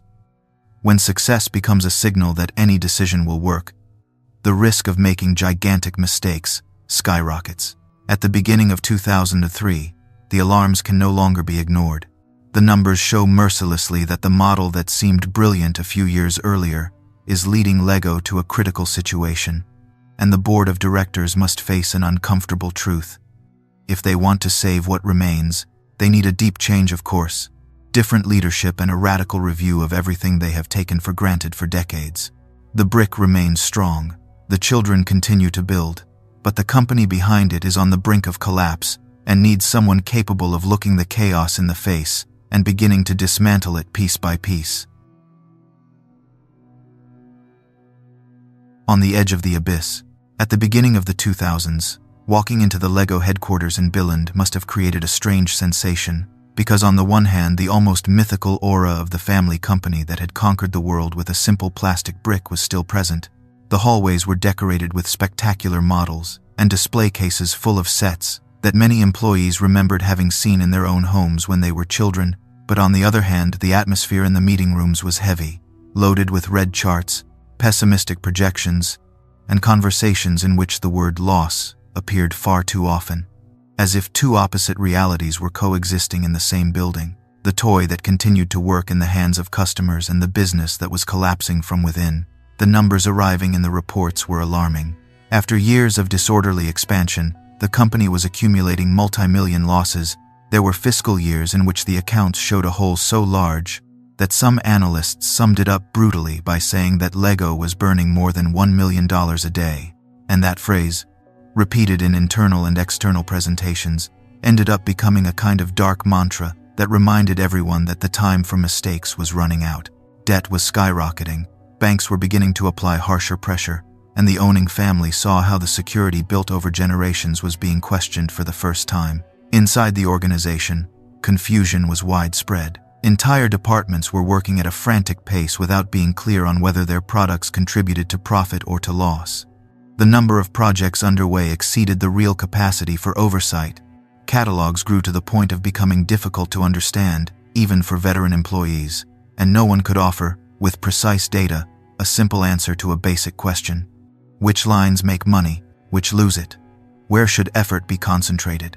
It was like trying to pilot an airplane with broken instruments, guided by sensations and by the inertia of previous years. The parts catalog was a perfect symbol of that chaos. Throughout the previous decade, Each new collection had introduced specific molds, additional colors, elements with whimsical geometries that looked great in a particular model but had little usefulness beyond that context. And that accumulation had swollen the number of references to absurd levels. In the factory, each new element meant a mold to maintain, a color to control, a production line to adjust, a stock to store, and when thousands of variations were added together, logistics became a mountain almost impossible to climb, with hidden costs lurking in every corner of the process. While designers continued dreaming up striking sets, production plants battled to meet increasingly complex deadlines. Purchasing managers dealt with suppliers who had to deliver an endless range of materials and components, and distribution teams tried to move products around the world without the mix of references becoming unmanageable. The practical result was that, far too often, stores ran out of the best-selling sets while accumulating boxes of products that had no outlet, a classic imbalance when complexity exceeds an organization's capacity for control. The Legoland parks, which on paper were supposed to be the great brand showcase and a source of complementary income, became another concern, because their operation was capital-intensive, required constant investment in maintenance, new attractions, staff, and marketing, and margins were far from spectacular. What in Billund had been a successful experiment became, when replicated elsewhere, a business difficult to coordinate from a company whose true expertise lay in making toys, not in managing thousands of daily visitors, hotels, restaurants, and mechanical attractions. Each quarter, the figures from the parks brought more doubt than reassurance. On the digital front, things did not quite fit together either. Lego had launched video games, electronic products, hybrid lines with lights, chips, and sensors, but most of these initiatives did not generate the traction needed to justify their cost and, above all, were not clearly connected to the heart of the building system. Some projects were born from a mix of enthusiasm for technology and fear of falling behind consoles and computers, and that emotion, although understandable, did not always translate into a solid market proposition. So the result was launches that sold well in the first year and then disappeared without a trace, leaving behind write-downs and warehouses full of obsolete inventory. The cultural climate within the company also suffered. Employees, many of them deeply proud to work for Lego, began to feel the tension of cutbacks, rumors of layoffs, constant reorganizations, and changes in direction, and that unease filtered into the way decisions were made, with more fear of failure and less room for well-directed creativity. There were areas where a kind of defensive hyperactivity reigned. Initiatives were launched in the hope of finding the next big hit that would fix everything at once, and in every hallway, slides and slogans appeared about the need to innovate, while the underlying problem was not a lack of ideas, but an absence of focus. In the board of directors, meetings grew increasingly tense. Reports presented scenarios that looked too much like a direct path toward insolvency if swift action was not taken, and the Kirk Christiansen family, which remained the owner of the group, found itself in the painful position of questioning decades of decisions and, in particular, the direction the company had taken in recent years. More than the financial balance was at stake. The legacy of 3 generations was at risk, as was the future of thousands of employees spread around the world, people whose lives revolved around a company believed to be indestructible and now walking on the edge of the cliff. The parallel with the old fires of the wooden era was not merely a convenient metaphor for storytellers. In a way, Lego was once again facing a fire that threatened to wipe out what had been built, only this time the flames were not physical, but financial and strategic. Burning in spreadsheets, in the downward curves of sales charts, in increasingly demanding credit lines, and in magazine covers that wondered how it was possible for such a beloved brand to be in such a situation. The fundamental difference was that it was no longer enough to erect a new building and replace machines. It was necessary to rethink the very way the company thought about itself. At this point, many companies enter a phase of prolonged denial, clinging to the idea that the market will eventually realize how valuable their proposal is, blaming the environment, competitors, or bad luck, and spending their last resources on desperate attempts to find shortcuts. Lego, however, had something that saved it at the last moment: the ability to recognize that the problem was internal, that the root of the disaster lay in the loss of focus, in excessive complexity, and in the distance that had opened up between strategy and the essence of the brand. That recognition was painful, but indispensable. As the year 2003 progressed, the conclusion became inevitable. If they wanted to survive, a cosmetic adjustment or the replacement of a few department heads would not be enough. What was needed was a deep change, of course. A new way of managing, someone willing to look at every line of business with surgical coldness and absolute respect for what had made Lego great, without falling into paralyzing nostalgia or fantasies of instant transformation. In other words, a leader was needed who could dismantle the castle piece by piece and rebuild it in a more solid way, and that search would mark the beginning of the next great stage in the company's history. The architect of the Renaissance. In 2004, when the Lego board of directors sits down to decide who will take the helm of a company that seems to be heading toward a precipice, the solution does not appear in the classic form of the charismatic executive surrounded by inspiring campaigns. It appears in the figure of a Danish economist, serious, with a calm voice and an analytical gaze, who had worked as a consultant and who within the company had earned a reputation for asking uncomfortable questions and examining the numbers with unusual rigor. His name is Jørgen Vig Knudstorp, and from the very first moment it becomes evident that his style is going to clash with many of the habits ingrained in the organization, but perhaps that is precisely what Lego needs at that moment. Someone capable of placing cold figures on a table full of colorful models. His appointment carries something symbolic and historically disruptive, because he becomes the first chief executive officer who does not belong to the founding family. A change that implies accepting that the complexity reached by the business demands a different kind of professionalization, even though ownership remains in family hands. In a company so marked by emotional heritage, opening the door to a leader from outside is both a gesture of humility and a gesture of urgency, a way of saying that the Christensen surname will continue in the story, but the day-to-day decisions must fall to someone willing to take measures that a family, due to emotional ties, might find more difficult to assume. Knudstorp's first move is neither theatrical nor grandiose. Before promising changes, he dedicates himself to understanding precisely where the company stands, and that is where his consultant training becomes clearly visible. He requests detailed data, segments businesses, analyzes product lines, classifies parks, licenses, educational divisions and digital projects, and, above all, he wants to see with clarity what generates cash, what destroys it, and what consumes resources without providing real value. What emerges from that diagnosis is a raw map of a scattered giant, with businesses far from the core, an absurd number of piece references, very high fixed costs, and a structure too heavy for the profit it achieves. In his first internal presentations, Knudstorp introduces an idea that will become the backbone of his management: the return to focus. He explains that Lego has tried to become a total entertainment brand, and that this ambition has led it to invest in territories it does not master, from the direct operation of theme parks to technological projects that might have made more sense as alliances than as solo ventures. He points out that the brick remains a tremendously powerful asset, that the brand retains enormous prestige, but that the company has lost the discipline of building around its essence, and he does so with a sober tone, without theatrical dramatics, but without sugarcoating the situation. If branches are not pruned, the entire tree will dry out. The pruning begins with the businesses farthest from the heart of the company. One of the most visible steps is the decision to sell the management of the Legoland parks to a specialized operator, freeing Lego from the direct burden of a physical leisure business that required constant investment and offered very tight returns. The brand remains present in the experience, but operational responsibility passes to those who live from it, and the company recovers liquidity that becomes immediate oxygen for its treasury.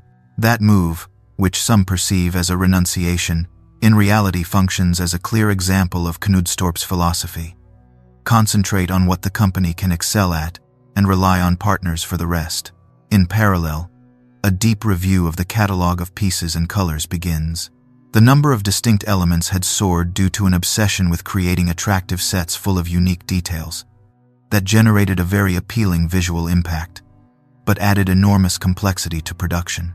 Under the new direction, a clear objective is set: drastically reduce the number of references, simplify the color palette, and return to versatile pieces that can be used in multiple contexts. That implies making tough decisions, eliminating costly molds, renouncing certain spectacular designs, but the result is a more manageable supply chain, with less immobilized stock and greater efficiency in the factory. Structural decisions do not stop there. Knudstorp drives a cost reduction program that includes transferring part of the production to more competitive locations, renegotiating contracts and, in some cases, painful layoffs that affect the workforce. For a company accustomed to seeing itself almost as a large, extended family, going through a phase of cutbacks represents a considerable emotional blow. But management insists that this is surgery to save the patient, not a cold corporate exercise without purpose. In many internal meetings, the idea is repeated that if LEGO wants to continue existing 20 years into the future, it must accept sacrifices in the present. At the same time, a deep cultural shift takes place. The tendency to chase the big success that will fix everything is abandoned, and a logic of continuous discipline takes its place, measuring the performance of each line, listening to the market without losing identity, and basing decisions on data rather than on intuitions dazzled by passing trends. Knudstorp insists that innovation remains crucial, but he places a clear condition on it. Every new idea must have an explicit link to the play system and to the promise of creativity that defines LEGO, so the door closes on projects that only serve to place the logo on products without a soul. A key element of his approach is reconnecting with those who best understand the potential of the brick, the most passionate users. The company begins to take seriously the communities of adult fans, the so-called adult fans of LEGO, who for years had built their own models, organized events, and kept the flame of the brand alive even when the company lost itself in corporate labyrinths. Under the new leadership, those enthusiasts stop being seen as marginal oddities and begin to play a role in co-creation processes, product testing, and early feedback, contributing ideas and clearly pointing out what breathes LEGO essence and what feels artificial. In the way sets are developed, a new current is also detected. Designers capable of combining two things that had been drifting apart are empowered: visual impact and fidelity to the spirit of the system. The models created in these years have an attractive aesthetic, but do not rely excessively on unique pieces, and designers think about how they will function once disassembled, what possibilities for free play they will offer beyond the initial construction. The building experience returns to center stage, ceasing to be a mere formality between the box and the shelf. This recovery of the logic of build to then rebuild returns to the brick its role as a tool of imagination, not just a model. In the financial arena, the results of the shock plan take some time to become visible, because the inertia of losses and the weight of previous commitments are significant. But little by little, the reports begin to show a different trend. The ranges that do not work are reduced, the cost structure becomes clearer, the lines with stronger traction are reinforced, and cash flow ceases to be a source of immediate anxiety. Instead of chasing spectacular growth at any cost, the company focuses on regaining solidity, on stabilizing, on returning to a position from which it can build calmly. Looking at this stage with perspective, it becomes clear that Knudstorp's merit does not lie solely in cutting expenses or applying consulting recipes, but in something more delicate, identifying which elements of the LEGO legacy needed to be preserved as untouchable and which parts of the business model needed to be dismantled without mercy. He had to distinguish between tradition and habit, between the essence of the construction game and the management customs that had accumulated around it, and that capacity for discernment is what differentiates a destructive restructuring from a true renaissance. Once basic balance is recovered, an inevitable question arises in strategic meetings. What does LEGO want to be now that it has avoided disaster? The brick is saved. The company has demonstrated that it can become leaner and more focused. But the world of children's and youth entertainment continues to change. Screens are increasingly ubiquitous, and the stories children consume unfold in cinema, series, and video games. In this new scenario, the company will have to decide how to relate to those narrative universes without repeating past mistakes, how to turn its play system into a platform for both its own stories and those of others in a sustainable way. And that reflection will mark the next great movement of a brand that, after having been on the edge of the abyss, prepares to reconquer not only living rooms but also popular culture on a large scale. From toy manufacturer to story brand, when the shock measures implemented by Jürgen Vig Knudstorp began to stabilize the financial situation, Lego found itself in a very particular point in its history. It had survived a deep crisis. It had recovered its focus on the brick and on the system of play. The numbers were no longer an immediate threat, but the world of children's and youth entertainment was very different from that of previous decades. Children's attention was now divided among video games, series, films, emerging social networks, and a constant flow of digital stimuli.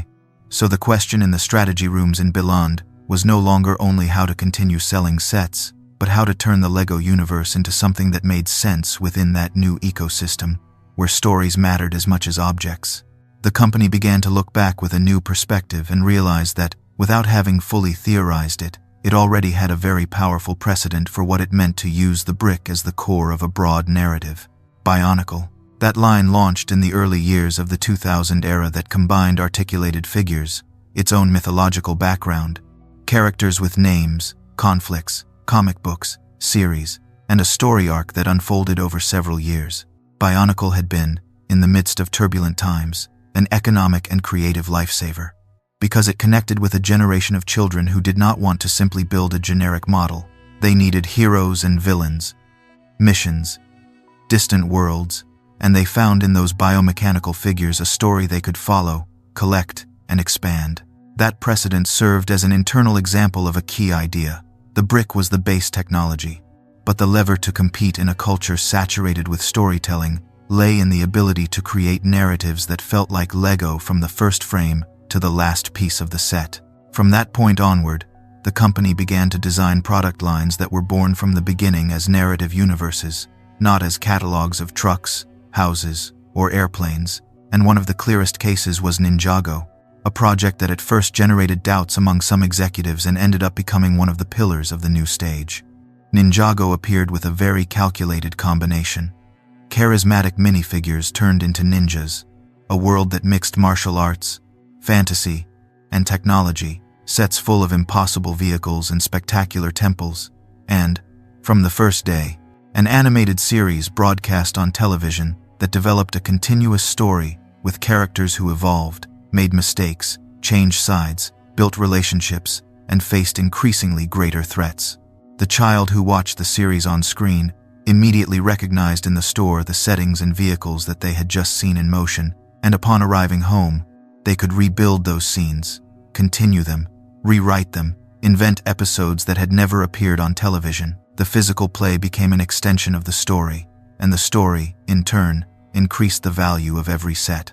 In parallel, Lego decided to address a challenge it had been dragging for years: connecting better with girls, a group that for a long time had received messages that were too diffuse from the brand, sometimes reduced to pastel-colored boxes with no true concept behind them. The response to this deficiency took shape with Lego Friends, a line launched after extensive research with groups of girls of different ages and contexts, analyzing how they played, what kinds of stories they created, what interested them about construction toys, and the result was a universe centered on 5 protagonists, each with her own personality, her abilities, and her role within a city called Heartlake. The sets, from cafes to houses, schools, and leisure spaces, were designed to encourage stories of friendship, shared projects, and everyday adventures that connected with the real experiences of many girls. The decision to create Lego Friends generated intense debates, both outside and within the company. The risk of falling into stereotypes was criticized, its aesthetic was discussed, its messages were analyzed, but regardless of those tensions, from a business and narrative strategy perspective, it represented a decisive step toward building segmented universes where the stories and characters functioned as the entry point to the construction experience. The brick, even when its shape changed slightly to adapt to the Friends figures, remained the base language, but now it served a specific imaginary that extended into series, books, digital content, and events. As these thematic lines were consolidated, Lego refined its relationship with the world of video games. After several irregular experiments, the alliance with TT Games crystallized into a very particular formula.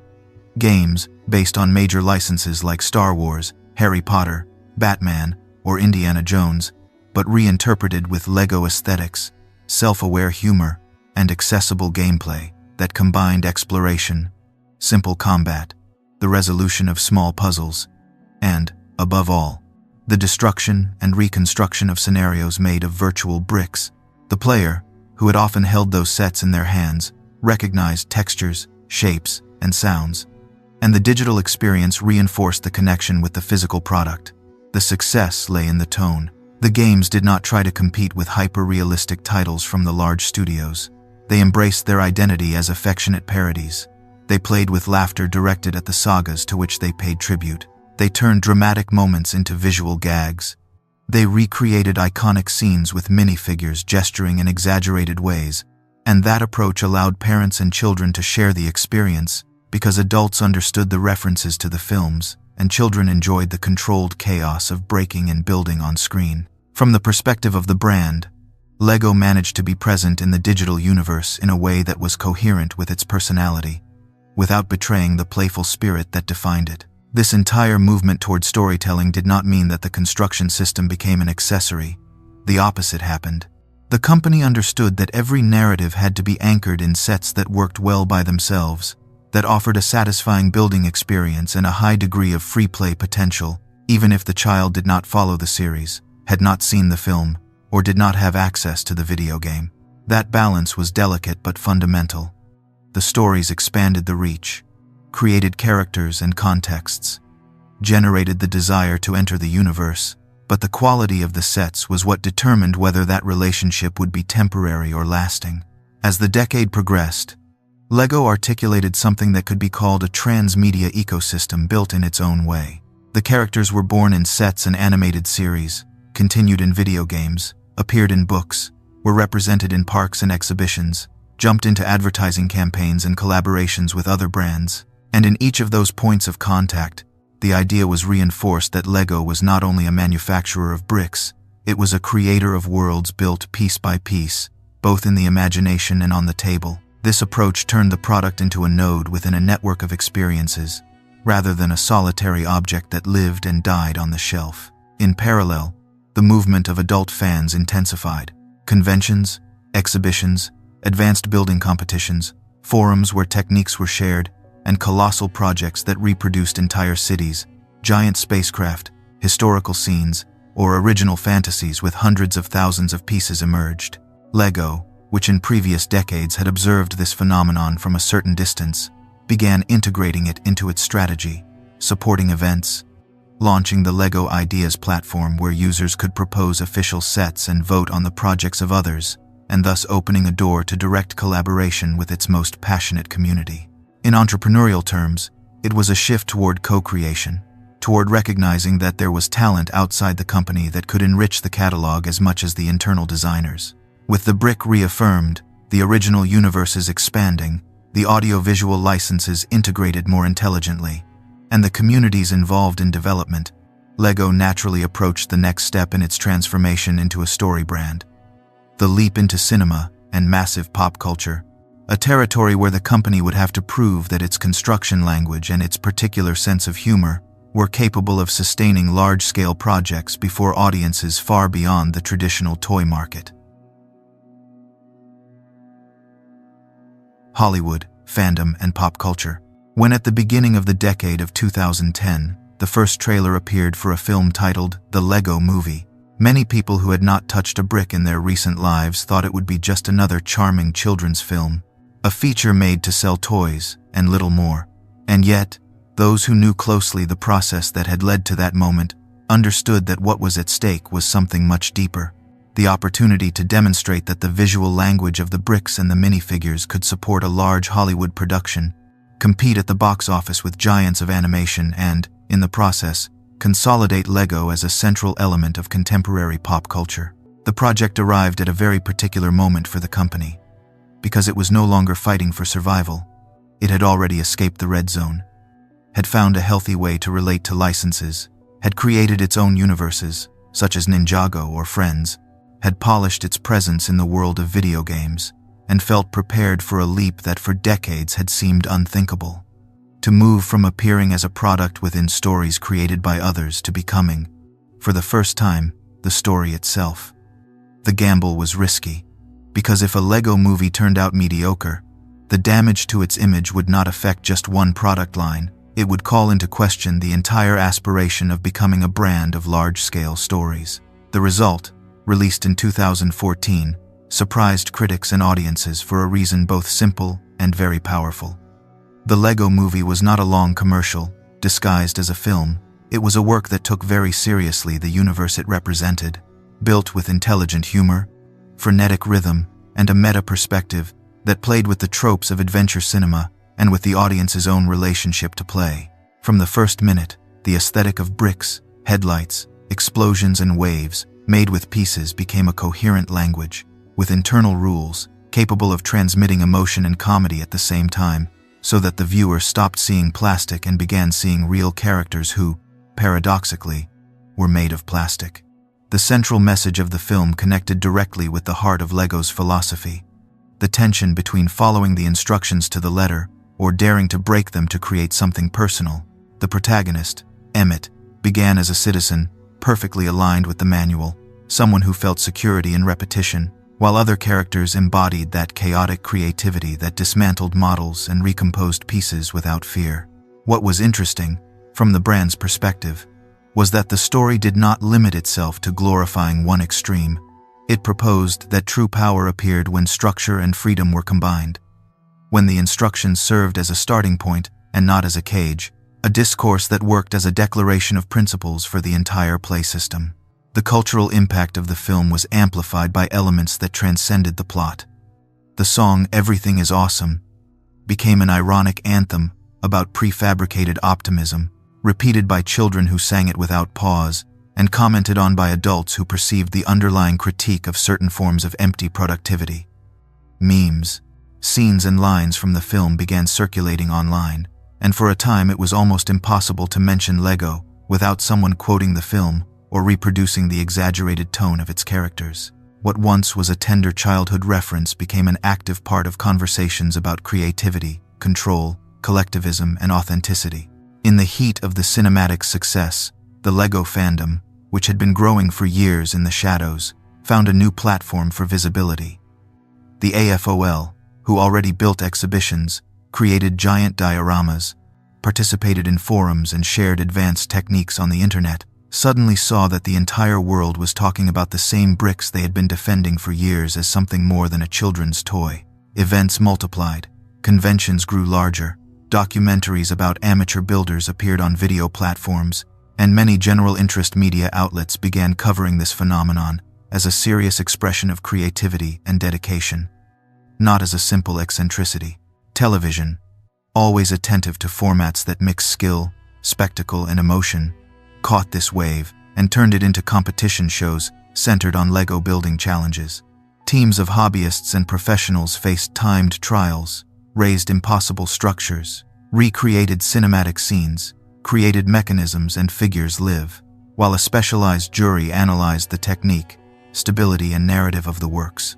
These programs transformed something that once happened in silence, in garages and bedrooms, into a spectacle that millions of people could follow, and in the process consolidated the idea that building with bricks was a form of art and light engineering. At the same time, the world of contemporary art and design adopted the brick as a legitimate tool. Sculptors emerged who worked exclusively with Lego. Traveling exhibitions filled galleries with life-size animals, human figures, surreal landscapes, abstract pieces, all built with hundreds of thousands of bricks that stopped being seen as toy pieces and began being understood as three-dimensional pixels, basic units of a new form of expression. Fashion brands, graphic designers, and illustrators integrated the iconography of the brick and the minifigure into their works, campaigns, and collaborations, reinforcing Lego's presence in the everyday aesthetics of the 21st century. This expansion into pop culture also manifested itself in high-profile collaborations, sets that recreated scenes from classic films, models of iconic buildings of world architecture, designs that paid tribute to contemporary series and video games, and special editions aimed at an adult audience that appreciated both the building process and the final result as an object to display at home or in the office. In this phase, Lego no longer limited itself to addressing children. It designed products specifically thinking of collectors, architecture fans, science fiction enthusiasts, and people who enjoyed dedicating hours to building something complex without needing to justify it as playtime for the children. The visual language of Lego itself, with its bricks and minifigures, became a kind of universal dialect on the internet. Photographic compositions that placed yellow figures in real environments, comic strips created with scenes built on kitchen tables, stop-motion videos that used Lego sets as stages to tell original stories or parodies of major sagas, all circulated across video platforms and social networks, increasing the brand's presence without the company having to produce every piece of content directly. The community became an organic engine of diffusion, reinterpreting the Lego universe in thousands of different directions. For the company, this process posed an interesting challenge of identity management. The more the cultural use of the brick expanded, the greater the chance that uses would appear that drifted away from the values the company wanted to represent: irreverent, controversial, or even aggressive content. Lego was forced to learn to live with the fact that, by becoming an icon, it lost some control over how its image was used, and had to find a balance between protecting the brand when necessary and allowing the community's creativity, understanding that this free appropriation was part of the reason for its relevance. While Hollywood, television, art, and social networks incorporated Lego into their own languages, in Billund no one forgot that the center of everything was still the physical brick and the intimate experience of building at any ordinary table, with scattered pieces and time ahead. The true proof that this expansion into pop culture was healthy lay in the fact that set sales did not become something secondary compared to image licenses, but were actually strengthened because each new appearance of the brick on a screen or in an exhibition awakened in someone the desire to touch it again, to rediscover it, or to place it for the first time in the hands of a child. At that point in history, Lego had completed a surprising turn. It had gone from being a company that feared losing itself in the digital era to becoming a symbol of creativity in a world saturated with screens, had found a way to dialogue with Hollywood without dissolving, had embraced its fandom instead of trying to control it, and had demonstrated that an object as simple as a plastic brick could support films, video games, competitions, sculptures, and global campaigns without losing its essence. There remained, however, one decisive front to confront, one that no longer had as much to do with storytelling or cultural expansion, but with the responsibility of continuing to build on a planet that scrutinizes the impact of every industry on the environment and on the lives of future generations. From the brick to the future. In recent years, Lego has lived through a paradox that reflects very well the challenges of contemporary entrepreneurship. The company has never been so influential, so recognizable, and so omnipresent in global culture. Yet at the same time, it has never been so exposed to the critical gaze of a world that questions the impact of every material, every production process, and every business decision on the planet and on the generations that come after. As a result, the small plastic brick that for decades was almost instinctively associated with creativity and childhood begins to be observed also as a physical object that demands responsibility, as a symbol of an industrial model that must adapt to an era rightly obsessed with sustainability. In Billund and in the company's various headquarters, this tension translates into long meetings where materials engineers, product designers, sustainability managers, and executives who grew up building castles and spaceships intersect, all aware that the acrylonitrile butadiene styrene brick, so resistant, so precise, so iconic, is also a polymer derived from petroleum that does not easily fit into the narrative of a green future, and that the solution cannot be a simple cosmetic marketing gesture. It must involve rethinking the very chemistry of play without betraying the principle that sustains the entire system: compatibility. Changing the material without breaking the fit between pieces from different generations is a technical feat almost as complex as the invention of the interior tube was in its day. The company experiments with plant-based plastics, studies biopolymers derived from sugarcane or other renewable sources, tests formulas that attempt to balance resistance, color, and tactile sensation, and gradually introduces elements manufactured with more sustainable materials, starting with pieces that are less structural and advancing little by little, because any abrupt change could compromise decades of sets that today continue to be mixed freely in millions of homes. In parallel, the message of durability is reinforced. A Lego brick, well cared for, can survive generations, travel from parents to children, from children to grandchildren, reduce the idea of a disposable toy, and become an example of long-use economy. in contrast with many children's products designed for a single season. Along these lines, initiatives are launched to make it easier for the pieces to have a second life. Programs that encourage families to donate bricks they no longer use to schools, social organizations, or community projects, closing usage cycles and preventing boxes from being forgotten in storage rooms or thrown into containers. The company understands that its responsibility does not end at the sale. It understands that the true impact of a toy is measured by the number of hours of play it generates, and by what it contributes throughout its existence, not by the shine of its launch. Sustainability, in the case of Lego, has a material dimension but also a pedagogical one, teaching children that building involves caring, preserving, and sharing. While these chemical and logistical transformations move forward, the company continues expanding its physical presence in the world, reinforcing a network of its own stores, discovery centers, interactive spaces, and new theme parks operated in collaboration with specialized partners, bringing the Lego universe closer to millions of people who may never have had a box at home. Cities in Asia, America, and the Middle East incorporate flagship stores where the experience of entering is already part of the play. Walls filled with loose pieces, giant sculptures built with bricks, free building areas, and minifigure customization spaces. A showcase that does not limit itself to organizing products but displays possibilities. This geographic expansion carries an evident strategic weight. The company seeks to grow in emerging markets, especially in Asian countries where a growing middle class has purchasing power and educational aspirations aligned with the message of creativity and learning that the brand has been broadcasting for decades. At the same time, it involves a delicate exercise of cultural adaptation, adjusting campaigns, collections, and proposals without losing the common thread that makes someone in Shanghai, Sao Paulo, or Madrid recognize a Lego brick as something familiar. The balance between global and local, between universality and nuance, becomes a constant choreography. On the digital level, the future of Lego is written in several layers. On one hand, video games and interactive experiences continue to be developed, expanding the relationship with major licenses and with the company's own universes, but it is increasingly evident that the challenge lies in finding ways for screens not to replace the brick but to amplify it. For applications to inspire physical constructions, to share creations, to learn techniques, to design in virtual environments and then bring those designs into the tangible world, instead of creating a parallel world where the player forgets about their real pieces. This vision materializes in assisted design platforms, in tools that allow models to be scanned, and in augmented reality experiences that blend physical figures with digital environments.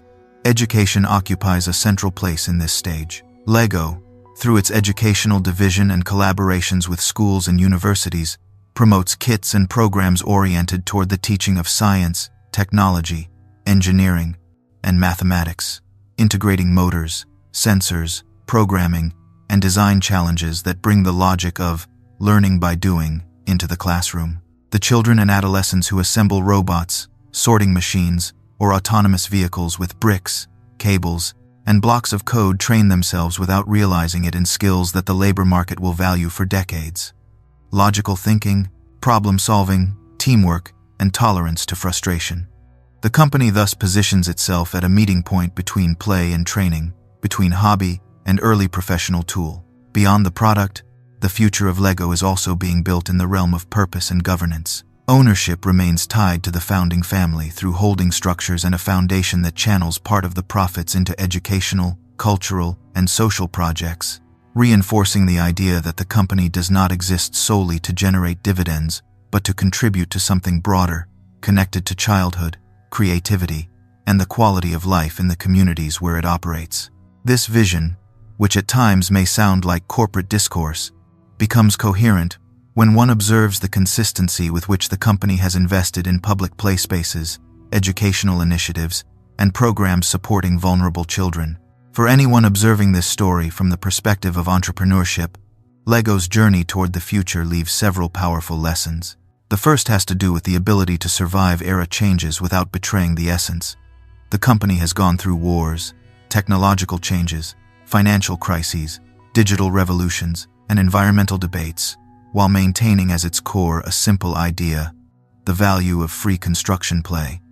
and every time it has tried to stray too far from that center, it has received a harsh reminder in the form of losses and disorientation. The second lesson speaks to the humility necessary to correct course, to the willingness to accept that a brilliant diversification on a PowerPoint slide can become an uncontrollable monster in practice, and to the courage to retrace one's steps when needed. The third lesson points to something that is sometimes underestimated in a startup world obsessed with the digital.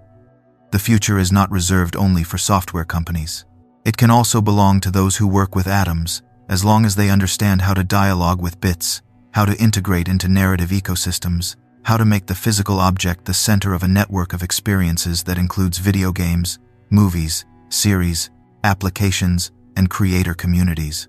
Lego has demonstrated that a plastic brick invented in 1958 can remain relevant in a world of algorithms and augmented reality, as long as it undergoes constant revision and is charged with new meanings without losing its original shape.